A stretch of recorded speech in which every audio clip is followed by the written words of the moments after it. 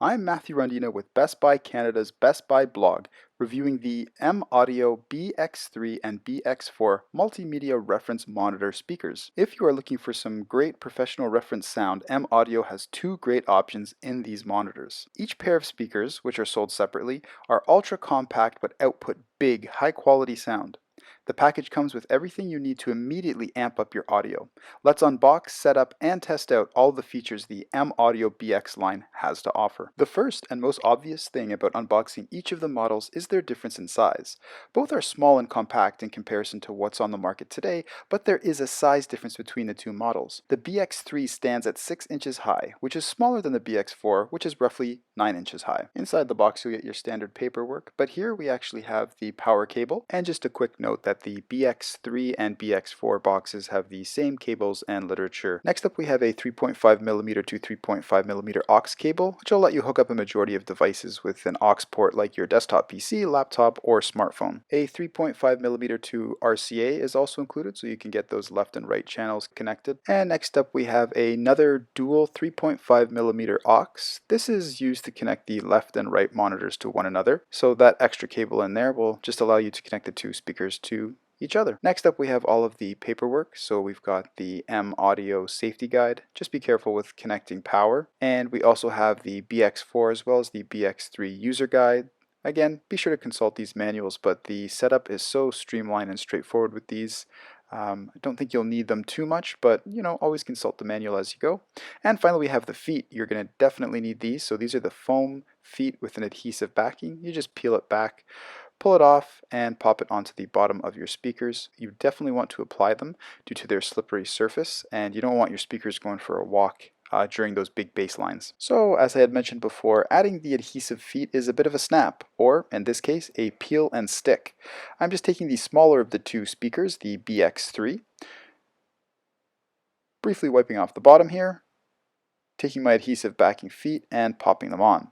These feet will not only provide a little bit of grip, but some sorely needed isolation. So again, this isn't a knock against these particular speakers, but when you're working with audio on a surface, whether it's a desk or a shelf, you want to make sure to have some sort of rubberized or some sort of spacing between the two hard surfaces, so that once those woofers kick in, and boy oh boy can the woofers on these bad boys kick in, you don't want your speaker creating some vibration if you're trying to do some audio editing. There you have it. You just pop those on the bottom. If you even find a thicker piece of rubber to pop underneath, probably even better for content creation. Let's take a 180-degree tour of each pair of the monitors. The BX3 and the BX4 are practically identical in design. The speakers themselves are minimalistic and very sleek, and they would look at home in a professional recording studio. Their construction is a solid medium density fiberboard, or MDF, with a bass reflex design for greater sound output. First off, let's take a look at each one of the BX4 and BX3's active speakers. So as you can see, I'm pointing out the active speakers. The reason why I'm starting off with these is, well, first of all, we get a look at the size. Second of all, we can take a look at how identical each one of the back panels are. So with that understanding that, again, both the back panels are pretty similar on both models, let's take a more in-depth tour of the BX4. So at the front of the speaker, let's take a quick overview of what we have here. We've got the tweeter up top here, which outputs the high frequencies. It's a silk-made material, pretty standard. Next we have the woofer, which outputs the low frequencies. And one element I really love is the fact that they put a Kevlar material around the woofer. It looks super sharp and adds a little bit of unexpected texturing, but it's quite nice. On the bottom of the speaker, you'll see two ports. The first is a 3.5mm TRS aux input. So this 3.5mm TRS input can be used to connect a CD player, MP3 player, or other audio source. So just keep that in mind. I like the fact that both of these are on the front.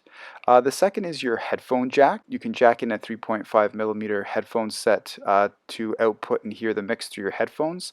Note that while the headphones are connected to the BX4, you will not be able to hear sound out of your speakers until the headphones are disconnected. So just keep that in mind. And finally, once again, very handy on the front of the speaker, we have the volume/power adjustment. So this knob is used to turn the speakers on and adjust their volume. To turn on, simply turn the knob and you'll feel a click when the speakers are on. An LED light on the speaker will illuminate. To turn off, you're just going to do the opposite, turn it all the way down till you hear the click, and then the speaker is off. So here we go, we're just turning it all the way down. There's the nice click. I love that satisfying little click on there. It's great too because you can ensure that power is cut to the actual speaker and you won't have any interference. Once again, it's one nice sharp profile to the speaker. All of the added ports on the front are a fantastic touch. It looks great and sounds even better. Speaking of sound, let's flip around the speaker and take a look at the back and check out the plentiful amount of adjustments and connections that can be made to get the most out of your content. So we're taking a look at the back of the M Audio BX4 4.5-inch 120 watt multimedia reference monitor.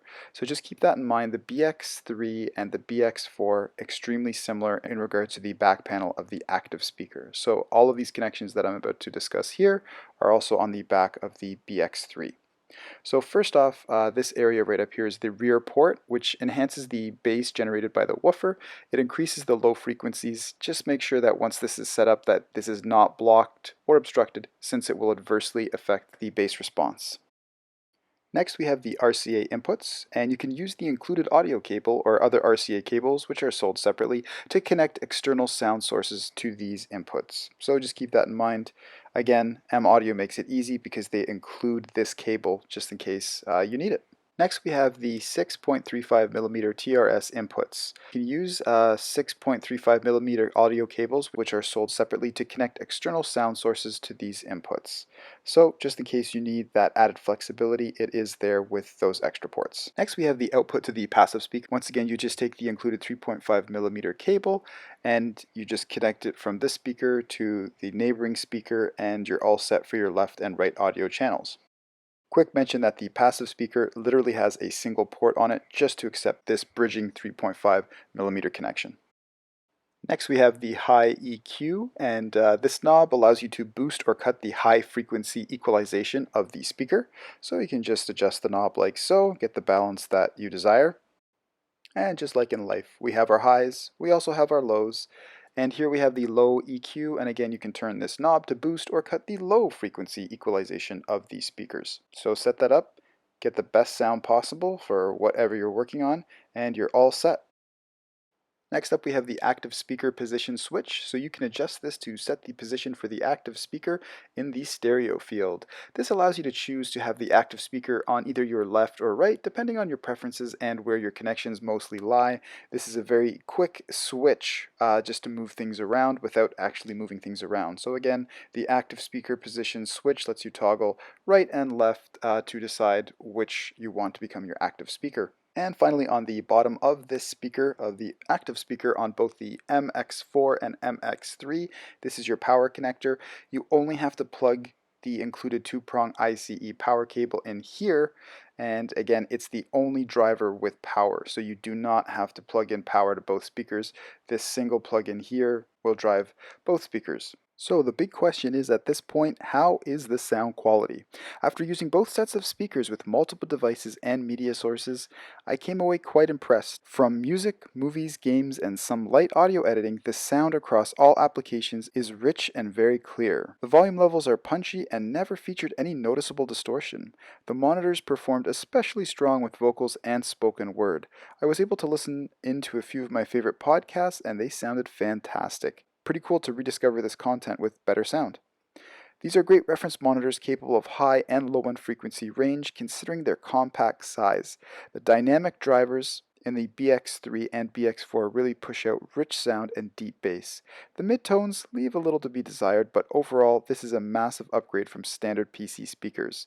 The BXs earn their spot at the top of the compact pro reference monitors with excellent overall performance. If you enjoyed this video and found it helpful, please hit that like button and give us a sub. It helps us to create more content on the Best Buy blog.